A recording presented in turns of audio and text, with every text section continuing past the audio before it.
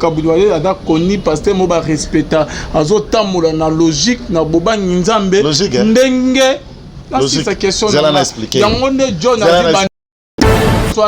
parenthèse na fungolo parenthèse moko muke boti rechanger na raison de pas John parenthèse moko muke albaza logique hein obi pourquoi Mike abima na église wana Mike Flore Mulumba Kabundi abandi ko élever mwana na liboso le nom va me revenir moi on est à liboso ouais musicien ceux qui Van Walesa Van idole nae Mike aluka koyekola komeka mungongo Mike maintenant Kabundi a besoin mwana na yabimisa misisa mwana ko s'imposer te liboso à talent imposante na mungongo na stratégie à Mike te qu'est-ce qu'il faut faire il faut trouver des vases et moyens d'écarter Mike pour permettre à Van d'émerger. Raison pour laquelle on crée un élément au Mukaya tout ça Mike. Entre-temps, Mike et Flore Mulumba. Ah bon? On doit bien d'abord, l'église, moi je ne suis pas seulement ça, je vis dans l'église, j'ai grandi dans l'église. Ne écarta Mike pour permettre Van Abimissam. Ça y est, moi que Van Skoyo tirer. Ah aussi ça va ser blague. Bonga la bangi. Bonga bangi. Oh là là. Maître Joël, bozo betsa. Oh bon appel si mutunzam. Qui je suis là représentant pourquoi il dérange bino? Ya nanzam. Bon ça va aussi mais. Ya nanzambe. Na permettre yote s'il vous plaît. Ala mieux na émission na sinon que na okala. Na ba émission à mutindo yo. Na to kobenga kanga ta mukolo moko te l'église na ba masolo à pasteur à mutindo. Non. Jamais benga makamba. Adali parmi pasteur que bazo respecter que azota mona na nzela nza ba ignorant. Réputation na ba ignorant. Boko ba correspecter ba pasteur ya bongwana. Ba to miso kanga ma ba moko ko. Na ba émission à bongo ko benga kanga ta mukolo moko te. Na zo miso ba eda ba balasuka ko benga ngala ba miso aboete. Na zambe ko benga ngala miso ata mukolo moko miso aboete. On le dit que ça pasteur. Parce que caractère Bible baké to reconnaître ba na ba na ba mbumanani na ba bomani na mani ya vando zo fabriquer ba empoisonner ngai on va fabriquer na pese nzam na pese lokumu kata na ba miso ko benga ata mukolo moko te ngai ata mukolo moko te ko benga na koyaka miso aboete na koyate ba miso bongo la pasteur a lokuta bo sakana na ba merci ba pasteur a motindo. Shalom, shalom, shalom, bien-aimés dans les Seigneurs. Un grand merci à vous tous qui êtes connectés sur notre meilleure chaîne. La Voix Céleste, Nzela, Lola, Esika, Bonzambe, et Kitarana, Loye, Mona, Malowape, na Misara, Bonzambe, na Bonzambe, Lola. Excusez.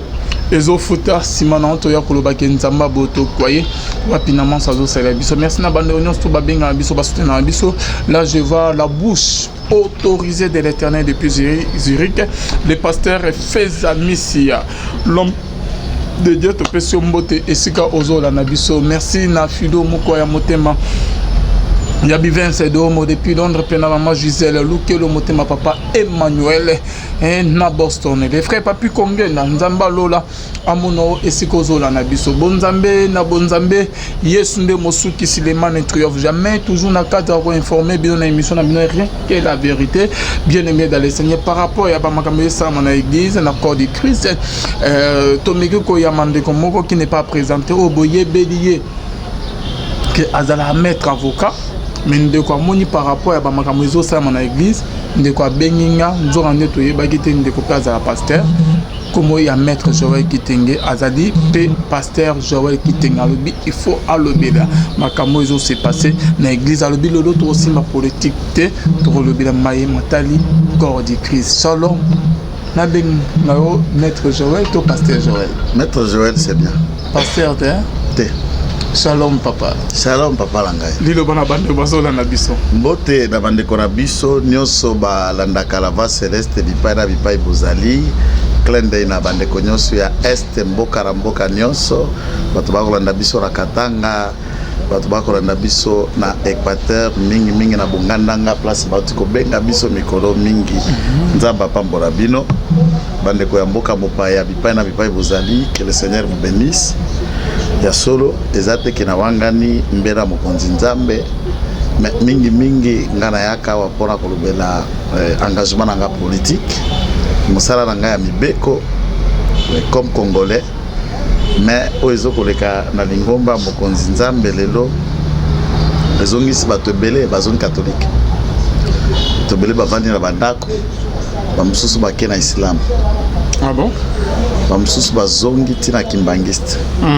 C'est malheureux et c'est cruel puisque ceux qui tolobi te déjà lokola nous participons dans ces mal là on voit les choses mais toi pour recadrer nous sommes des gens oyo nakata kisasa bayoka kape biso pe bande kwa mboka mopaya. Certains, je ne parle pas de tous, certains croient ainsi dans ma capacité d'analyse na biso.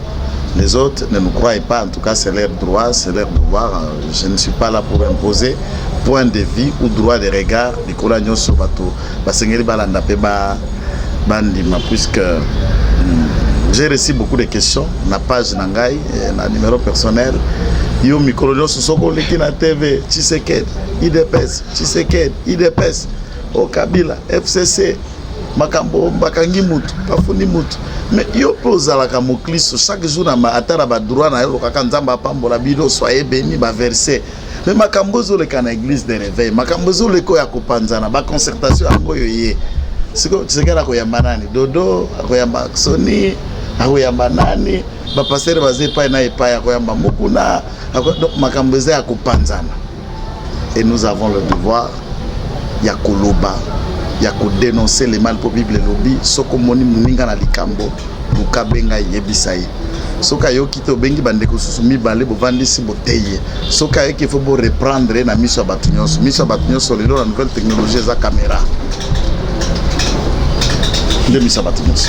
Merci beaucoup maître Joël Kitenge pour yo église église de réveil corps du Christ ezokende mbengeni na mboka na biso mabe na poignine mabe choqué ça te dérange yo eza biloko mitano o eza ko boma église de réveil peza ko sala que église ekende mabe eloko liboso bato yo bazana mbela authentique te ya mokonzi nzambe le vrai appel divin pour asalela nzambe dans tel ou autre ministère te l'effet conjonctural ça dit passe chômage bobola les autres ont considéré qu'asimbi Bible asimbi moi kisi moi mafuta moi singa bokoko et derrière ça abandi koransonner na yango batu babenge prophète babenge évangéliste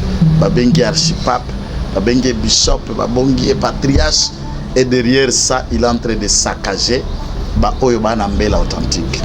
Deuxième facette pe facteur moko ya mibale ya mabe à part dimension ce kirsis pe formation lingomba la mokonzi nzambe même Bible lobby à côté de la fabo qui s'appelle intelligence de connaissance ceux qui bato baza suffisamment instruits.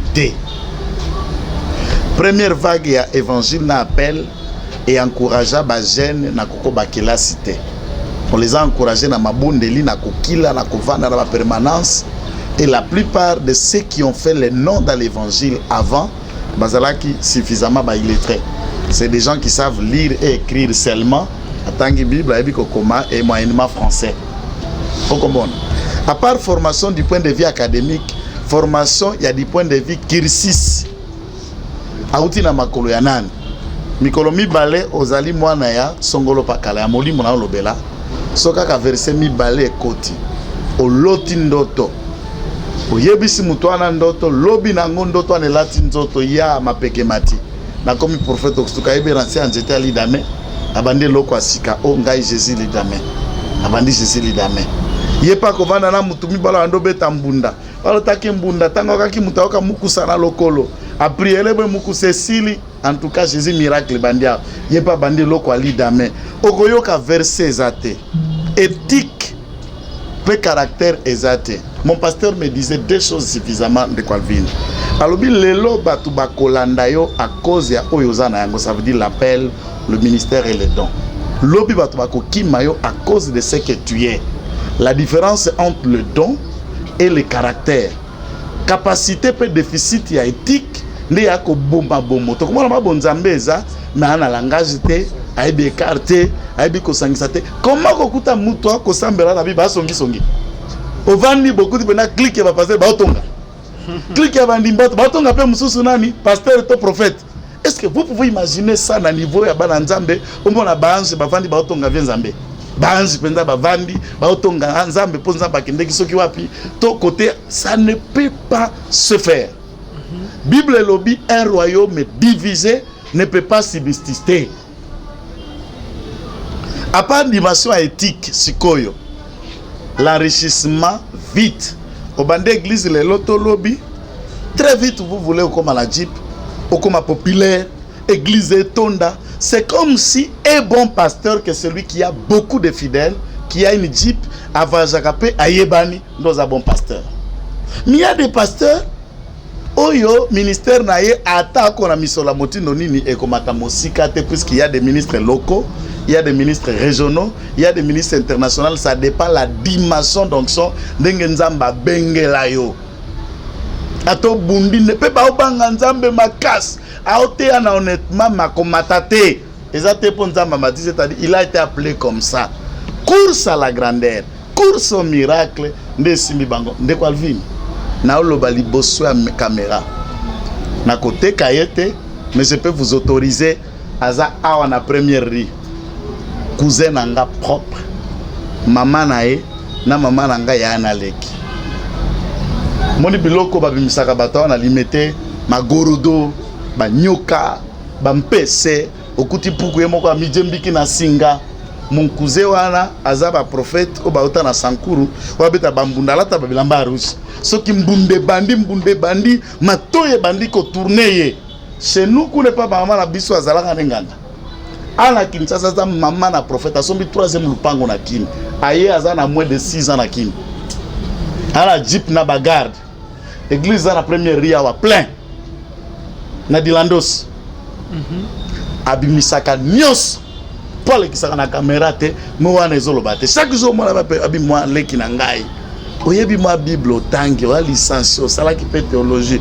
oteaka bible yakana sungayo pela pe lokola baninga c'est mon grand frère c'est le jour où tant on a mona que pas c'est naturel c'est ordinaire avant li pepe na bo atepe na musapi ka komona ka gangolo abimi. Ah on a premier tembe to kati caméra ce qu'on a mis c'est mon frère écoute peut okuta batune basola kana likolo te fo fukama na tango na ko mala bisabite no on leki na ngai ba mana biso na ba na leki on traite pas c'est sa dimension et quand je vois les autres crier ko benga ngo miracle ngana o sekat puisque j'ai un cousin qui fait ça ici la première rue na sala ngo na mboka ana basi 7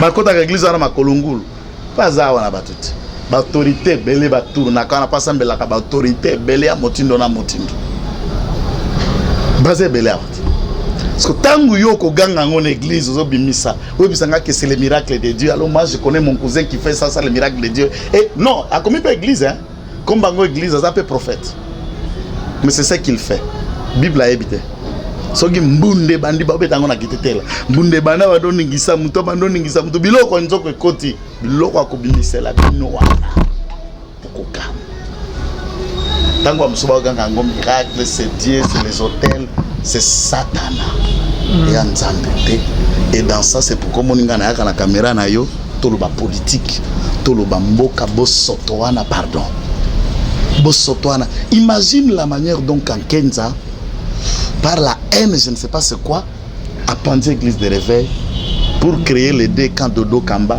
Nakina, Kafout. C'est quand 15 l'auteur, l'auteur intellectuel, matériel et local. Et les gens se taisent. Ma pandi bino, puisqu'on a besoin de l'intérêt. Conséquence, Yemoko, église école à raté, et matakate, batou et malongate. Voilà ce que ça donne pour la face. Pourquoi moi je me limite quand la Bible nanga na kena sambeli na teleminatei silisi kama titoje nanga ke musala nanga ko samba na ke de pes na ke politique ngai fachi na suki na to sali mboka puisque oyo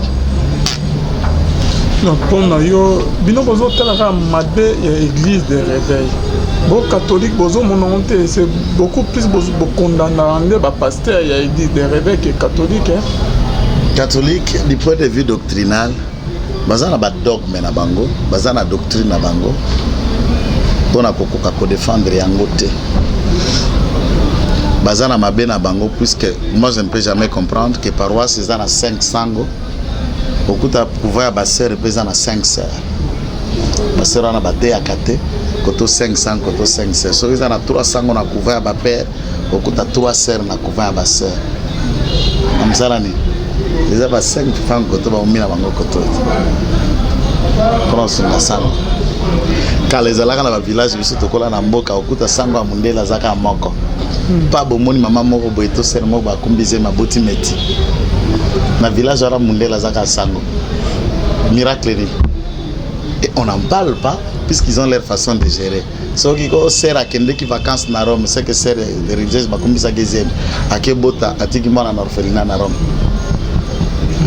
Azongia wa otaki sango, ba mitena nu sango so ya mitena ce que qui à ça et que sango tu konya tazemiawa. Ils font tout. Les prêtres ont des enfants partout ici dans cette ville et dans ce pays et les sœurs font tout ce qu'ils font. Moi, j'ai des sœurs religieuses qui sont avocates dans Salakana Bango. Tout le temps, de temps à autre, ce sont des humains. Et je me demande, moi, la farce, c'est ce que j'aime pas. J'ai déjà été avocat dans le dossier au Batelemeli Pasteur. Je n'ai pas ma langue dans ma poche. J'assume tout ce qui arrive et je suis prêt. Ce qui n'a tort, de dire facilement au détriment de ma réputation pardon et de dire que Nalikambo ne se trompe pas qui cause on a défendre des injustices. Là je ne peux plus continuer et en échange de 0 francs.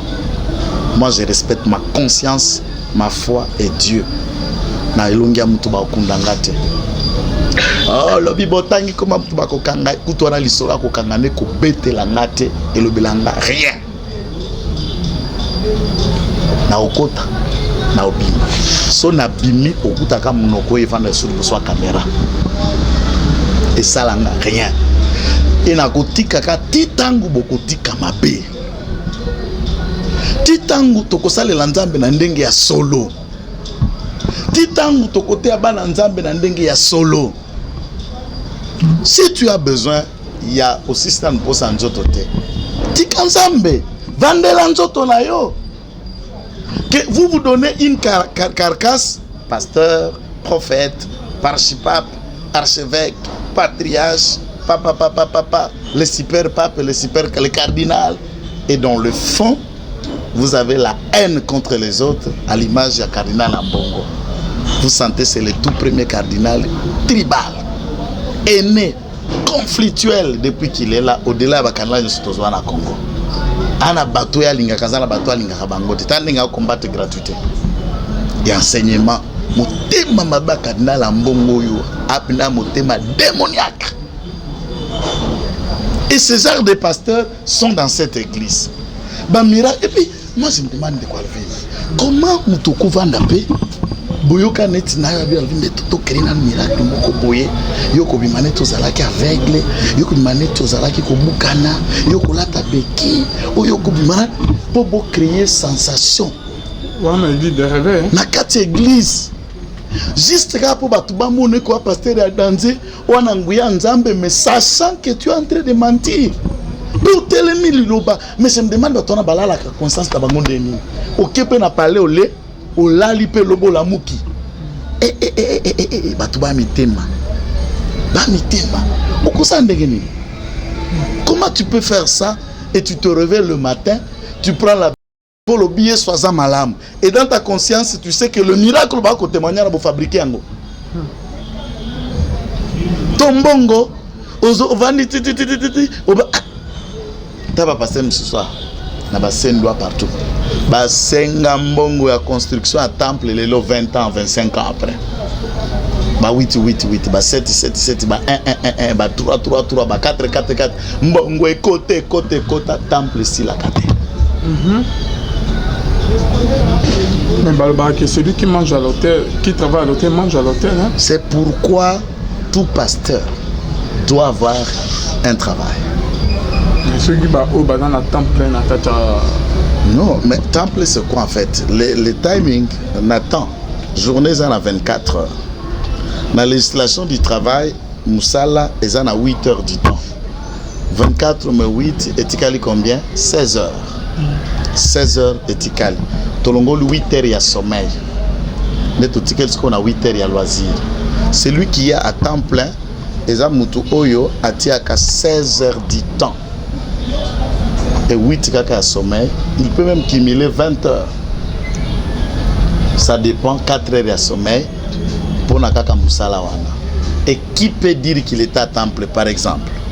Les lozo sa Moussala nao tangi aussi c'est l'université, au sali la ranza mais mais au bandi aux journalistes munene awa. Sikoyo nzambe abimeli na appel wa pesio alobi lelo tiki Moussala journaliste. Tiki bureau na yo, tiki makamba ba chaîne na yo, okomi totalement na Moussala na nga ko salela. Il te fait abandonner tout ce que tu faisais et il te prend totalement à lui. Donc le 8 heures du temps que tu allais faire la chaîne Nayo, plus le 8 heures que tu allais passer dans tes loisirs et comme il concentré, confiné na Moussala ou Nzambe. Tu peux parler que tu avais un travail et au Moussousou et tu donnais temps partiel dans l'œuvre de Dieu au Komenga temps plein. Yokut, uta village Nabino. Otikala ko sokolata basani nanda kwa mtute comme domestique.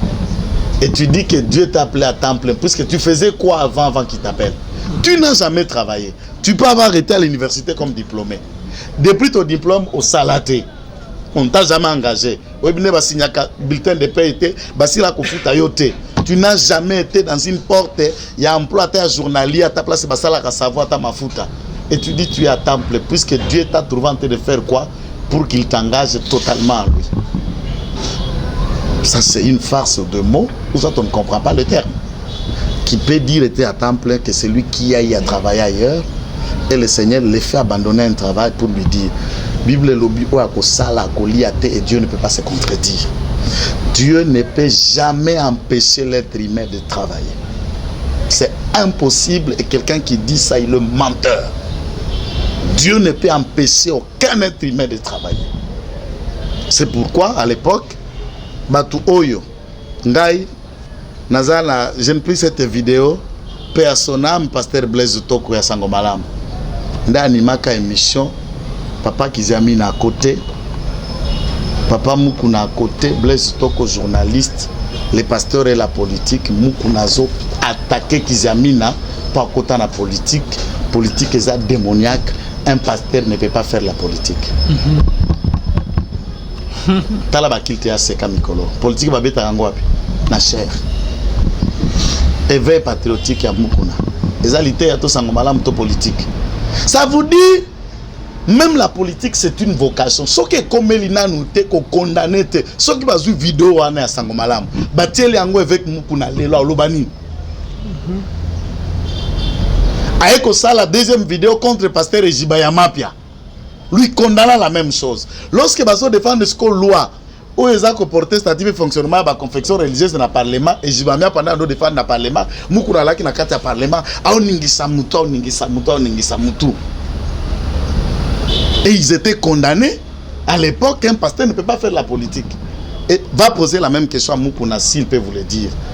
Le meilleur politicien doit être le pasteur puisqu'il connaît la souffrance des brebis et des troupeaux. Et malheur politique, brebis et troupeaux pour qu'il soit un bon conseiller. Ce sont des erreurs. Et moi, j'ai conclu tout de suite que Kizamina Tangi, à Silisi, à Yelka, à Salipet, je crois qu'il est en thèse. Silisa, comme licencié en sciences politiques à SPA. À Salim Moussala Nzam, Moukouna n'a pas eu l'occasion. Il y a autant de diplômé d'État. C'est naturel. Alors faire la politique c'est un peu carré na niveau na kersis moko boy. Lorsque tu n'as pas eu la chance à Kotanga, ne condamne pas celui qui a fait ou qui continue. Oh ngala va prophétie ça démoniaque. C'est puisque tu n'as pas ces dons. Si toi oyebi koteya prêche arrive côté à Penta Maté les prophéties, tu ne peux pas condamner l'oko zangi angoto au démon, au commissango démoniaque, puisque yo ebiko sakolate. Non. Quand vous regardez l'église de réveil, c'est l'abrutisme, hein, déjà à la base de certains manques. Certains débats, où ça le marque à la télévision, nous condamnons amèrement et régulièrement. Mon père est un pasteur. Je grandis dans une maison où tout est la parole. Mon père n'est pas tellement âgé, mais il a 70 ans aujourd'hui. 70 ans aujourd'hui. Ce qui m'a toqué classe, au prétexte étant mon vague appelle les autres bandabisions son abomana. Mon père était et avec sans diplôme, pas de ministère dans ma maison. C'était la règle. Va, je ferai tout ce qui est possible aussi sa classe. Sans diplôme, pas de ministère à ma maison. Et j'ajoute, il n'est pas seulement pasteur, il est juriste et avocat. Diplômé en droit, diplômé en théologie, et il a toujours travaillé pour l'État administratif. C'était un haut fonctionnaire. Même maintenant, Abimina en retraite, Abimak déjà en retraite, Baya ko récupérer na CENI, et il est à la CENI jusqu'au jour où je suis là en train de vous parler. Il ne faut pas que les gens confondent ce que vous savez, que na lukakangai na musala ya toji, na musala ya politique, na zui 10 francs, na zui 2 francs, bana bazui bongo ke kelas, ngamo kana jusika kusomba simis, na zui moya kotia carburant na sombi kimba bala mutuka. Moya ko kende ko rançonner fidèle, c'est metia tinda prière ya sosi l'argent de ceci l'offrande de ceci, exact nyonso ana lokoso muyibi. Ah bon, c'est un bon. Parce que Nicolas priait comme un conditionnaire. Avant de prier, maman Tindabo, avant tout ça, tout côté prière pour notre personne offrande à boyer. Comment la sorte de offrande? Miyibi. Ah bon? Miyibi des escrocs. La Bible dit, vous avez reçu gratuitement, donné gratuitement. Lorsque tu m'abok, Mouyanzambe s'est manifesté. La personne a le devoir, il y a qu'on rende grâce à Dieu. Grâce à Dieu pour le miracle, salami, il peut envoyer une voiture, une jeep, une parcelle, l'enveloppe. Ça, c'est autre chose. Ou bien, Mouto, Zoko Sambele, la volontiers. Yemoko Mote, mais tout, peut-être beaucoup ta retraite. Asunga pasteur pour beaucoup sommes mille qui beaucoup sommes cycle. Mais faites ça une condition miracle, les droits de vente. Et comme il a rendez-vous de recevoir et de donner. Nous ne commercialisons pas l'onction. Nous ne commercialisons pas les dons. Toute cette façon de faire est une escroquerie derrière le nom de Jésus. Et ça, nous ne condamnerons ça jusqu'à la dernière énergie. Lorsqu'un pasteur, par exemple, j'ai attendu un témoignage de Konanga Alvin, pasteur Moko Aoloba, na pesa ki mbutunzambe. Siko enzamba ngazalane na baposi. Yo pesa mbutunzambo, ngande na pesa ki nzambe. Nzambe. O pesa mbutunzambe. Non, dites-moi d'abord de quelle manière vous pesa mbutunzambe. Ozalaki ne wapi? Okopesa nzambe ndenge nini? Mitangu yo pesa nzambe yo tikali na nani? Là vous défendez qui? Vous défendez même. Biloba le bakaba pasteur na okakaba mususu soit évangéliste ou ceci ou franchement pardon. Donc bino di solo wana ya kopesa nzambe ne déranger bino. Di solo ya ba faux miracle ya ba magie ne tozo que John Moponi asime déranger bino te. Na ebité John Pondo wapi ozolo. John Pondo wapi. Bakombo ezala ka belenga na ebi. John Mopondi kako ya lokola mo. Ouais, parce que aux autres du son ne ba pesa nzambe. Je ne sais pas si c'est une confusion.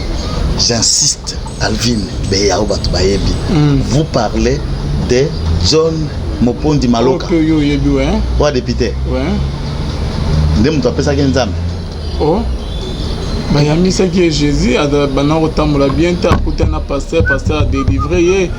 Le lot c'est qu'il est aujourd'hui, c'est grâce à Nzambe et menace ma pasteur. Pasteur man. Écoutez. Na bandana nwana na malembe. Ngai na ya Kinshasa. Abotama na Kisasa te. Simba koya ndenge toyaka na sima ya Fidel na yaki kozonga na Lubumbashi. Nazongi lisusu kananga na yeko ya Kinshasa na yeko s'installer na Kinshasa.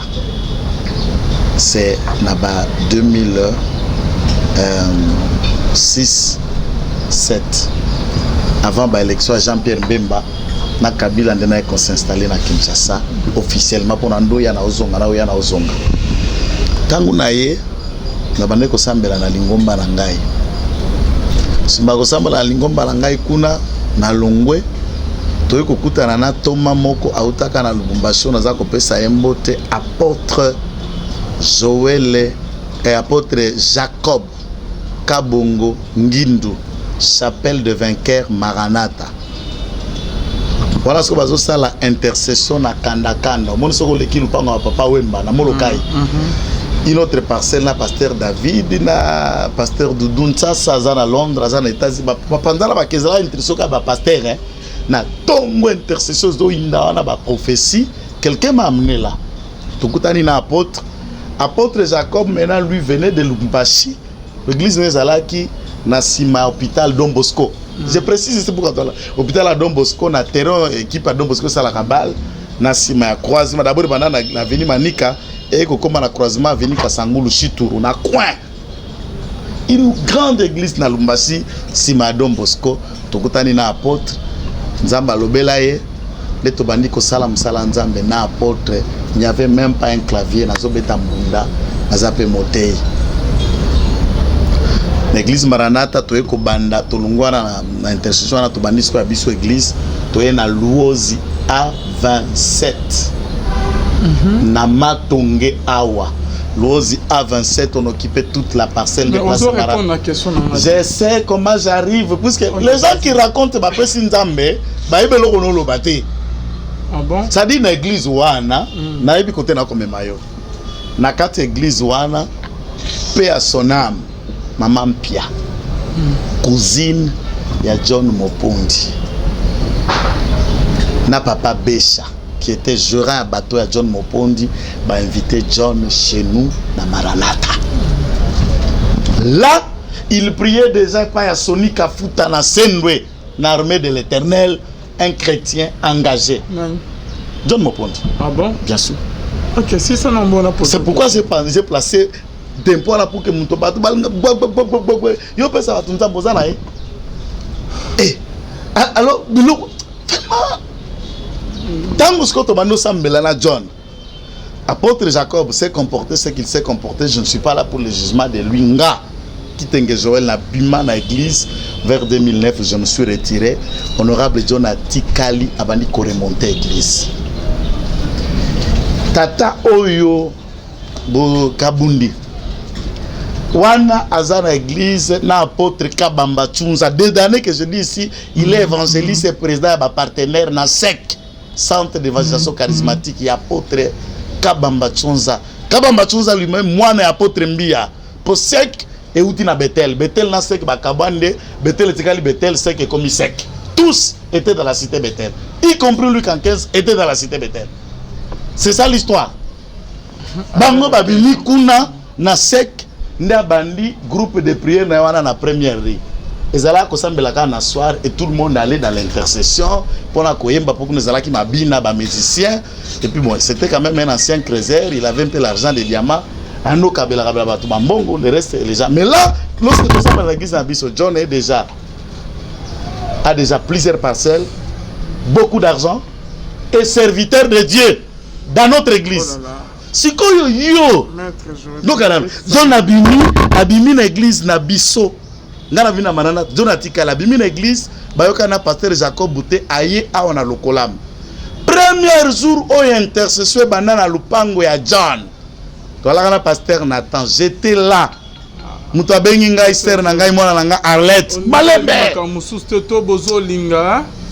Bien, quand on change l'histoire ou comment hein, papa, nazo bisayo hein, nazo bisayo, yé moko kabundi alesa na pesa nzambe. Pour votre information, John Mopondi na yama épé déjà na émission à se présenter à Zamona ya Kabundu Walesa kuti na vidéo moko azo festé parmi bana na e o ke balobela e mabete atane ke mwana na John Mopondi abima et pas Kabundu Walesa. Si John reconnaît mwana du point de vue, il y a ce que nous appelons. Il y a des choses que nous disons. Faut changer l'histoire, changer l'histoire. Soki Kabundu Walesa. Oh là là. John a mwana na ye. Je ne suis pas en train de dire le contraire. Je réfute l'idée qu'il aurait lui donné Nzambe.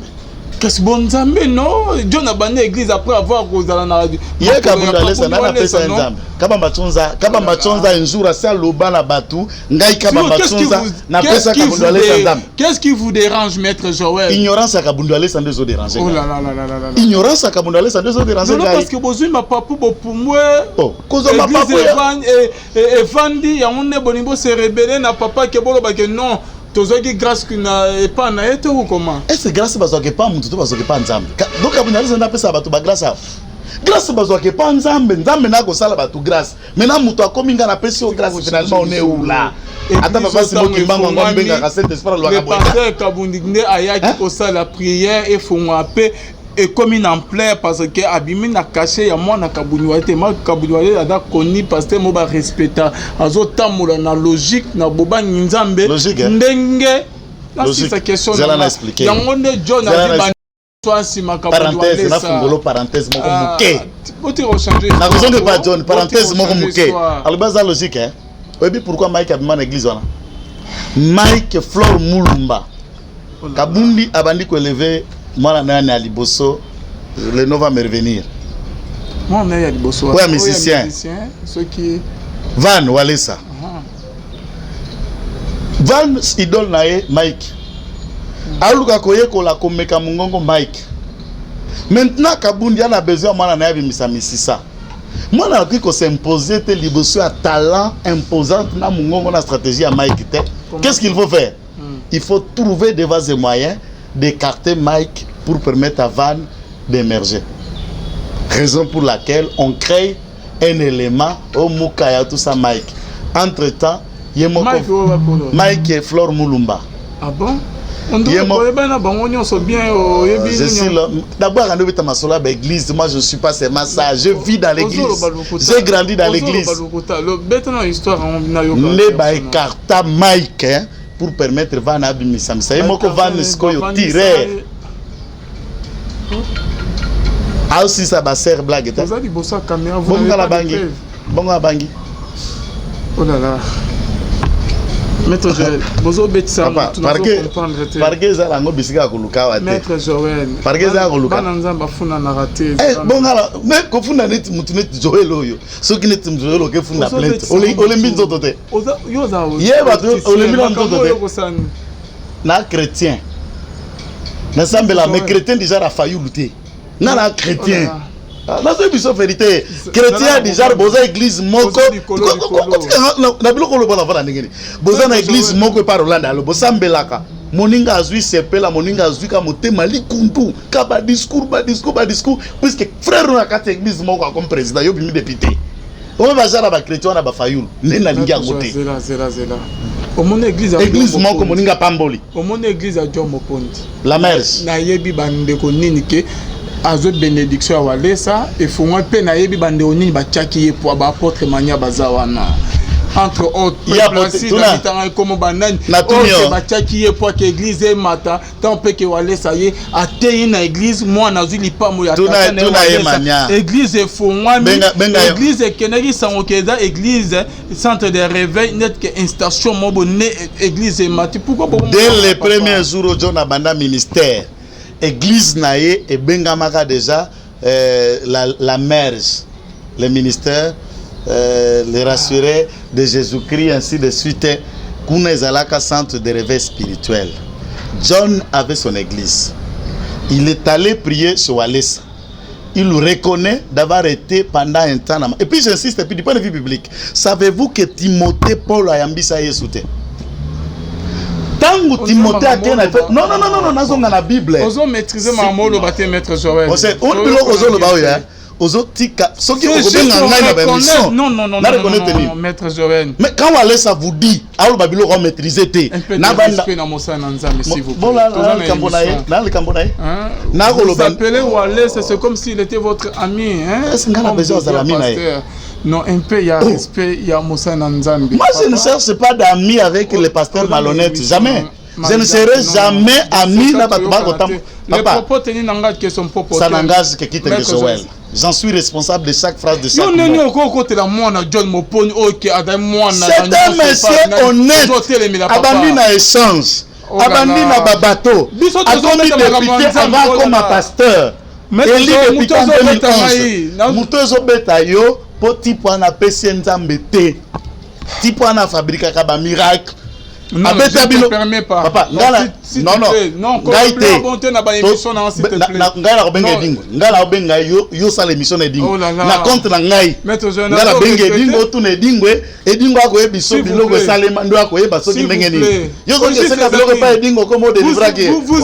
vous êtes animé d'un esprit mauvais ou comment? Esprit mauvais.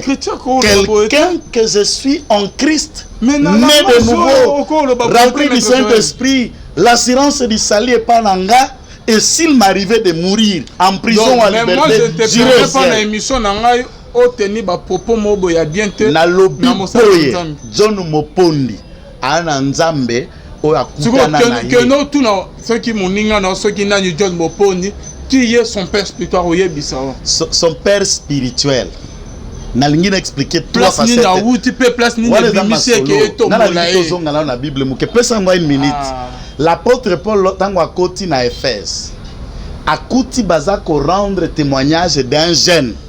Po banda ko se comporter malamu et apôtre azolo babatno so baza ko loba kondimo ezala ke pa akoko na yo Enis. Eza pe kati na yo et ce jeune là ezala ka Timothée. Azui adopté. Comment na ko benge mon fils adoptif. Adoptif eza nini? Soko boti mwana na makila aza fils non biologique. Soko adopté ça veut dire mwana babota ye déjà. Ata babota yo Timothée bana na eto bana ba manka papa na respect ba manka pour le respect. Vous avez une image que John a manqué de respect à quelqu'un. Mais une tuyo boye bana jobo au travail pe na église à John. Oza pasteur mais balanga jobino nyo tout bozo ya on a ba place on dirait pas bien te. Par rapport à place John ya wutela. Donc la différence ya ngai na batu nyoso ya mbaki ya. 1. Nasambela na église à John Mopondi te. 2. Nasambela na église à Kabundi wa Lesa te. 3. Nasambela na église à Kafutani à Kankenzani na sekete. Je ne prie à aucune de ces églises que tu cites. Mais John et mon frère, nous avons eu à prier dans l'église Moko avant Bison Stobime église wana. Il y a banda ministère nenga na banda ya. C'est ça que je précise. Nasambela na église à Mokomo. Au changer l'isolo, il y a histoire. Et dans ma camuso, il y a quelque chose qui se cache. Moni batumususu hein, okoza non chauffeur, nzamba commission pasteur. John nzamba kutani na député. Après cause à la députée nzamba bengi yo, mais ça veut dire il a l'argent, il est au pouvoir et Dieu l'appelle. On dirait que vous avez un molimo nzamba mais là na molimo. Ouais. O ba manki on ozo salema na balime na ba bon marché na balimete nozo benga ngo molimo. Ya motindo nini? O lo bona pesi mutu nzamba. Pourquoi il dérange Bino? Bon, ça va aussi. Na permettre yote s'il vous plaît. Na mieux na émission na sinon que na okaka. Na ba émission à Motindo yo. Na to kobenga kanga ta mukolo moko te l'église na ba masolo ba pasteur à Motindo. Non, jamais benga ma komba. Adali parmi pasteur que bazo respecter que azota mona na ndelanda ba ignorant. Réputation na ba ignorant. Boko ba ko respecter ba pasteur ya bongwana. Ba to miso kanga ma bango boko. Ngai ba miso bongo kobenga kata mukolo moko te. Na zo miso mbakeza ba balasuka kobenga ngala ba miso aboite. Na zambe kobenga ngala miso ata mukolo moko miso aboite. On dit que ça pasteur. Ça c'est le caractère bible zo baké to reconnaître ba na ba mbumanani. Na ba mbumanani. Na manini ya ovando zo fabriquer ba empoisonner ngai. On a fabriquer na pese nzambe. Na pese lokumu. Kata na ba miso kobenga ngala ata mukolo moko te. Ngai ata mukolo moko te kobenga na koyaka miso aboite. Na koyate. Merci.